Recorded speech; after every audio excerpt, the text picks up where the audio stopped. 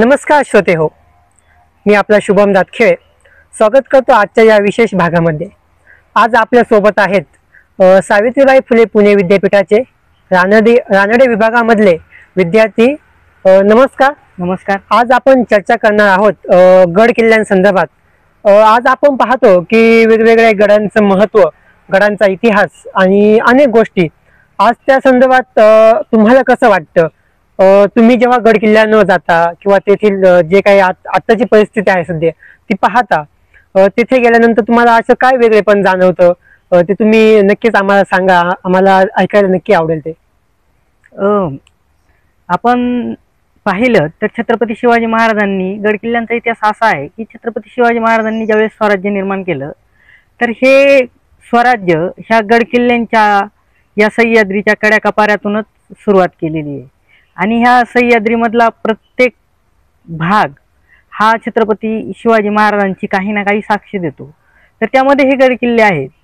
निश्चितच ज्यावेळेस आपण गड किल्ल्यांवरती जातो त्यावेळेस आपल्याला छत्रपती शिवाजी महाराजांचा इतिहास माहीतच असतो, परंतु ज्यावेळेस आपण त्या गड किल्ल्यांकडे पाहतो तर कुठेतरी प्रशासन तिच्याकडे दुर्लक्ष करते आणि कुठेतरी त्या किल्ल्यांची जी अवस्था, कुठेतरी त्याच्या दगडी ज्या आहेत त्या कुठेतरी कोसळताना दिसतात किंवा पावसाचं जे वातावरण आहे हे अचानक पाऊस पडतो, त्याच्यामुळं त्या गोष्टींची झीज होत चाललेली आहे, परंतु प्रशासन कुठेतरी त्या गोष्टींकडे लक्ष देत नाही। तर ह्या गोष्टींकडे पण कुठेतरी लक्ष दिलं पाहिजे। आणि खरं तर ज्यावेळेस आपण गड किल्ल्यांवरती जातो तर खऱ्या अर्थाने अंगावरती असे रोमांच येतात की जो काही राजा होता छत्रपती शिवाजी महाराज, त्या राजांनी आपल्याला खरं तर महापराक्रमाची जी गाथा आहे हे साक्ष देणारे फक्त आता गड किल्लेच उरलेले आहेत। तर निश्चितच आपण याचं संवर्धन करणं खूप गरजेचे आहे। महेंद्र सर, तुम्ही आजपर्यंत कोणकोणत्या गड किल्ल्यांवर गेले आहात आणि तेथे गेल्यानंतर तुम्हाला काय अनुभव आलेला आहे? मी आत्तापर्यंत आपल्या महाराष्ट्रामधील छत्रपती शिवाजी महाराजांचा जन्मस्थान असलेला शिवनेरी, या शिवनेरीवरती मी गेलेलो आहे। त्यानंतर त्याच्या नजदीकच असलेला हाडसरचा किल्ला असेल, चामुंड असेल, किंवा त्यानंतर जो आपला नाणेघाट ज्याला आपण म्हणतो त्या नाणेघाटाच्या जवळच असलेला जीवधन किल्ला, या किल्ल्यांवरती, आणि तसंच पुण्याच्या जवळ असलेला कोंढाणा, त्यानंतर सासवडच्या जवळ असलेला पुरंदर, नारायणगड, अशा किल्ल्यांवरती आम्ही गेलेलो आहे किंवा भेटी दिलेल्या आहे। तर निश्चितच एक आनंद आणि एक महाराजांचा इतिहास, आता पुरंदरचा जर इतिहास पाहिला तर हा किल्ला त्या ठिकाणी जिंकणं खूप कठीण होतं। अनेक दिवस त्या ठिकाणी त्या पुरंदरच्या वेढा होता त्या किल्ल्याला, आणि मग तो किल्ला त्यानंतर काही गोष्टींचा तह करून काही किल्ले त्याच्यामध्ये देण्यात आले, त्याच्यातला मग कोंढाणा असेल, हा पुरंदर असेल। परंतु मग त्या ठिकाणी मुरारबाजींचा जो पराक्रम आहे, तो पराक्रम म्हणजे मावळ्यांचं छत्रपतींवरती किती प्रेम होतं हे आपल्याला ह्या गड किल्ले आजही साक्ष देतात। आपण जेव्हा गड किल्ल्यांवर जातो, जेव्हा गड किल्ले शिवाजी महाराजांनी बांधले किंवा त्यांच्या मावळ्यांनी ते टिकवले, उभे केले, आणि तो जो काही इतिहास असेल तो आजही आपल्या सगळ्या तरुणांमध्ये जागा आहे। आज जेव्हा तरुण त्या गड किल्ल्यांवर जातो तेव्हा तेथील अनेक गोष्टी शिकतो, बघतो, पण कुठेतरी आज अलीकडे आपण पाहतो की त्या गड किल्ल्यांचं जे काही टिकवण्याचं काम असेल किंवा ते संवर्धन करण्याचं काम असेल ते कुठेतरी आज दुर्लक्षित होत आहे। त्याकडे कुठेतरी सरकारचं म्हणा किंवा गडप्रेमींचं काही ठिकाणी अतिशय सुंदर पद्धतीने काम केलं जातं, पण काही ठिकाणी आपण जर पाहिलं की अस्वच्छता आपल्याला दिसून येते, की जे पर्यटन गड किल्ल्यांवर जातात ते मोठमोठ्या प्रमाणात जे काही प्लॅस्टिक वगैरे असेल ते टाकतात। ते एका दृष्टीनं तुम्हाला काय वाटतं की त्याच्यावर काय केलं पाहिजे, काय काम केलं पाहिजे? निश्चितच तुम्ही ज्याप्रमाणे म्हटलात की सुरुवातीला जर आपण पाहिलं तर छत्रपती शिवाजी महाराज ज्यावेळेस मोहिमेवरती निघाले होते त्यावेळेस त्यांनी हिरोजी इंदलकर नावाच्या एका सुभेदाराकडे त्यांनी एक कामगिरी सोपवली होती। तो बांधकाम प्रमुख होता। तर जी छत्रपती शिवाजी महाराजांची राजधानी होती रायगड, हा रायगड पूर्ण बांधण्यासाठी त्यांच्याकडे ती जबाबदारी त्यांनी सोपवली होती. तर ही जबाबदारी ज्यावेळेस त्यांनी सोपवली होती तर अक्षरशः त्यांनी स्वतःचा ज्या ठिकाणी त्यांना सुभेदारी दिली होती किंवा मनसुबदारी दिली होती त्या ठिकाणी त्यांचा राहता वाडा, जे काही त्यांची संपत्ती होती ती पूर्ण संपत्ती विकली आणि स्वतः गडावरती येऊन राहिले आणि जो काही त्याच्यातनं पैसा आला हा त्या राजधानीच्या कामासाठी लावला. कुठेतरी ही निष्ठा कमी होताना दिसते. आज तुम्ही शिवसृष्टी मानताय, निश्चितच काळाची गरज आहे, छत्रपती शिवाजी महाराजांचा इतिहास समोर येणं गरजेचं आहे, परंतु कुठेतरी खरंच जी वास्तविक शिवसृष्टी आहे ती खरं तर गड किल्ले आहेत आणि ती एक ओळख आहे महाराष्ट्राची. आज ऐतिहासिक वारसा म्हणून गिनीज बुकच्या याच्यामध्ये हेरिटेज वारसा म्हणून आज काही किल्ल्यांना वारसा म्हणून ते एक स्थान मिळालेले. तर हे स्थान मिळत असताना आपण जर तिच्याकडे दुर्लक्ष करत असेल किंवा मध्यंतरी पत्रकारांनी पण तो विषय घेतला होता की त्यांची दुरावस्था झाल्यामुळं कुठेतरी ती जे संस्था आहे ती संस्था सुद्धा कुठेतरी त्यांना तो वारसा द्यायचा का नाही याच्यामध्ये चर्चा चालू होती. तर मग निश्चितच आपल्याला ह्या गडकिल्ल्यांची काळजी घेणं. आता तुम्ही मगाशी म्हटलात की लोक त्या ठिकाणी पर्यटन म्हणून भेट देण्यासाठी येतात, कचरा करतात, कुणी पाण्याच्या बॉटल आणल्याच्या नंतर त्या तिथंच टाकतात, खायच्या वस्तू आणल्याच्या नंतर. प्रत्येक गड किल्ल्यांवरती कचरा कुंड्या आहेत, प्रत्येकाच्या वरती हे आहेत, परंतु ही मानसिकता चेंज करण्यासाठी खरं तर हा इतिहास त्यांच्या समोर जाणं गरजेचं आहे.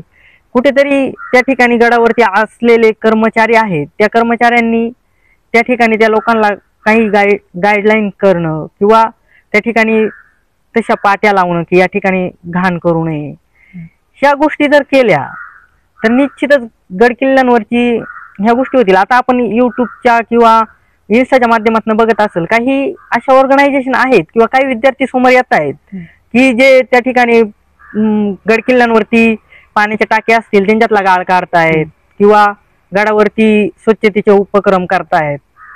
मग हे कुठेतरी येणाऱ्या जे पर्यटक आहेत किंवा जे शिवप्रेमी आहेत त्यांनी हे महाराजांवरचं प्रेम अशा पद्धतीने दाखवणं खूप गरजेचं आहे किंवा ती जाण ठेवणं सुद्धा खूप गरजेचं आहे. कारण त्या भूमीला एक ऐतिहासिक वारसा किंवा एक प्रेरणास्थान म्हणून आपण बघत असेल तर आपण प्रेरणास्थळाची अशी चुकीच्या पद्धतीने हे करणं योग्य नाहीये.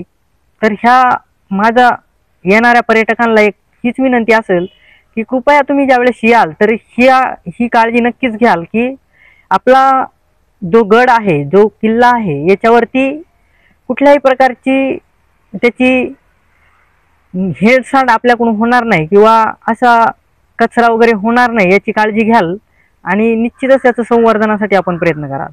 नक्कीच सर, आपण अतिशय छान माहिती सांगितली.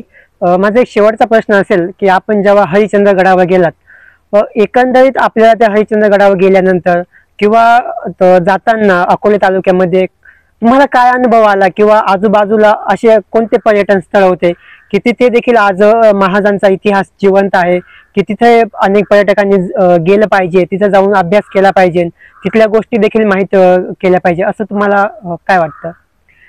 खरं तर हरिश्चंद्रगड हा म्हणजे ज्यावेळेस राजा हरिश्चंद्राचा जो इतिहास आहे त्या इतिहासासाठी तो प्रसिद्ध आहे आणि त्यांच्या नावावरूनच तो हरिश्चंद्रगड प्रसिद्ध झालेला आहे. छत्रपती शिवाजी महाराजांचा ज्यावेळेस जन्म झाला त्यानंतर त्यांना पुण्याची जहांगीरी भेटली.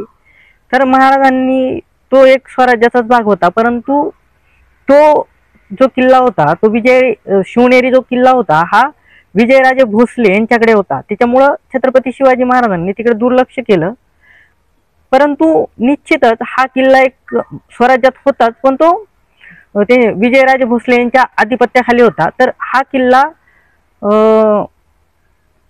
म्हणजे जुन्नरच्या साईडनी जर आम्ही सर करतो, कारण मी जुन्नरमध्ये असल्यामुळे आम्ही त्या साईडनी सर करतो, तर हा किल्ला इकडनं चढण्यासाठी खूप अवघड आहे आणि असं म्हणतात की 7 टेकड्या ओलांडून गेल्याच्या नंतर तो येतो. तर खरंच हा किल्ला चढून जायला खूप अवघड कठीण आहे त्या साईडनी आणि वाटा पण खूप बिकट आहेत आणि तो किल्ला तर पूर्णपणे दुर्लक्षितच आहे. कारण अतिशय अवघड ठिकाणी असल्यामुळे त्या ठिकाणी जाण्या येण्यासाठी व्यवस्थित मार्ग नाहीये आणि निश्चितच साहित्य नेहमी आणण्यासाठी पण तो खूप अवघड असल्यामुळे या बाजूने तरी बऱ्यापैकी हे नाही आणि पूर्ण दिवसातले मला वाटतं सकाळी जरी तुम्ही 6 वाजता सुरुवात केली तर तुम्ही 2-3 वाजता गडावरती पोहोचता. तर निश्चितच ती खूप कष्ट करून त्या किल्ल्यावरती जावं लागतात. नक्कीच आपण जो काही मार्ग सांगितला तो अतिशय बिकट आहे, पण जेव्हा हरिश्चंद्रगडावर जाण्यासाठी आपण अकोला तालुक्यामधून राजूर किंवा त्या भागातून जर गेलच तर आपल्याला अतिशय सोपी वाट या ठिकाणी आपल्याला मिळते. आपण 2 ते 2.5 तासामध्ये आपण हरिश्चंद्रगड सर करू शकतो आणि तिथं गेल्यानंतर ते आपल्याला मंदिर आहे ते आपण पाहिलेलंच आहे. त्याचबरोबर तिथं शंकर महाराजांची किंवा ती पिंड आहे, तिथं 4 स्तंभ आहेत, आता 3 स्तंभ पडलेले आहेत, म्हणजे 3 युगांचा अंत तिथं झालेला आहे असं म्हटलं जातं आणि आता 1 स्तंभ बाकी आहे म्हणजेच आता कलयुगाचा अंत असं देखील काही प्रमाणात म्हटलं जातं. ते खरंच सत्य आहे की असत्य आहे याचा खूप मोठा अभ्यासाचा विषय आहे, पण त्याबद्दल तुम्हाला काय वाटतं ते? निश्चितच असा मी पण असे अनेक व्हिडिओ इन्स्टाच्या माध्यमातून किंवा युट्यूबच्या माध्यमातून बघितलेले आहेत की ते त्या युगाचं एक म्हणजे प्रतिनिधित्व करतात. परंतु माझं मत असं काही नाहीये, कारण वर्षानुवर्ष त्याची पण त्या ठिकाणी कुठल्या प्रकारची निगा राखलेली गेलेली नाहीये. जर अशा अनेक गोष्टींची साक्ष देणारे अनेक मंदिरं सुद्धा आपल्या समोर येत आहेत, परंतु आपण जर ह्या मायथॉलॉजिकल स्टोऱ्या आहेत या म्हणजे अनेक त्याचे कुठलेही पुरावे नाही आहेत किंवा आपण खरं तर पाहिलं तर रामायण असेल किंवा महाभारत असेल, महाभारताचे पण काही पुरावे सापडत नाहीत किंवा याचे पण, तर त्याच्यामुळं याच्यावरती कितपत विश्वास ठेवायचा हे तरी मला तरी असं काही वाटत नाही. कारण पर्यटनाच्या दृष्टीने त्या ठिकाणी गेल्याच्या नंतर किंवा परकीयांची ज्यावेळेस आक्रमण झाली, आपली अनेक सुंदर अशा वास्तव होत्या, पण ज्यावेळेस परकीयांची आक्रमण झाली या आक्रमणानंतर त्यांची पूर्णतः विल्हेवाट लावण्याचं काम परकीय आक्रमणांनी केलेलं आहे. तर कदाचित मला असं वाटतं की ह्या गोष्टीमुळे सुद्धा त्याचं, किंवा ज्यावेळेस आपण गड किल्ल्यांवरती जातो किंवा आता कारल्याच्या लेण्या असतील तर त्या ठिकाणी किंवा कैलासनाथांचं मंदिर जरी आपण पाहिलं तर त्या ठिकाणी अनेक कलाकृतीमध्ये सिंह होते, हत्ती होते. आज त्यांची अवस्था काय आहे? तर कुठेतरी ज्यावेळेस पर्यटक जातात तर काहीतरी अशा गोष्टी करून या गोष्टींनी स्वतःची विल्हेवाट लागली असेल किंवा वर्ण पाणी झिरपतंय किंवा काहीतरी होते. कारण ते आतमध्ये असल्याच्यानंतर तुम्ही पावसाळ्यात ज्यावेळेस जाल तर पाणी झिरपून दगडांची झीज वगैरे असं झालं असेल तर त्याने पण ते झालं असू शकतं असं मला एक वाटतं. नक्कीच अतिशय परिपूर्ण आपण अशी गड किल्ल्यांची माहिती या ठिकाणी सांगितली. नक्कीच आपण जेव्हा कधी एखाद्या गड किल्ल्यांवर जाल तेव्हा प्रत्येक मावळ्यांनी, प्रत्येक गडप्रेमींनी त्या ठिकाणी गेल्यानंतर गडाचं संवर्धन करावं. तिथली जी काही निसर्गाची सुरक्षा आहे किंवा जी काही जिम्मेदारी आहे ती आपल्यावरच आहे, आपण ती टिकवली पाहिजे. तिथं गेल्यानंतर तो इतिहास आपण जाणून घेतला पाहिजे, नाही की त्याची अंधश्रद्धा किंवा त्याची चुकीची बाजू आपण जगाला सांगितली पाहिजे, असं कधी आपण केलं नाही पाहिजे. एक चांगला इतिहास हा आजच्या काळामध्ये आज समाजापर्यंत आपण पोहोचवला पाहिजे. नक्कीच आपण सांगितलेली माहिती खूप परिपूर्ण आणि आमच्यासाठी आणि आपल्या या सगळ्या नागरिकांसाठी, सगळ्या गडप्रेमींसाठी अतिशय महत्त्वाची आहेत. नक्कीच आपण सांगितलेली माहिती आमच्यासाठी खूप महत्त्वाची आहे. धन्यवाद.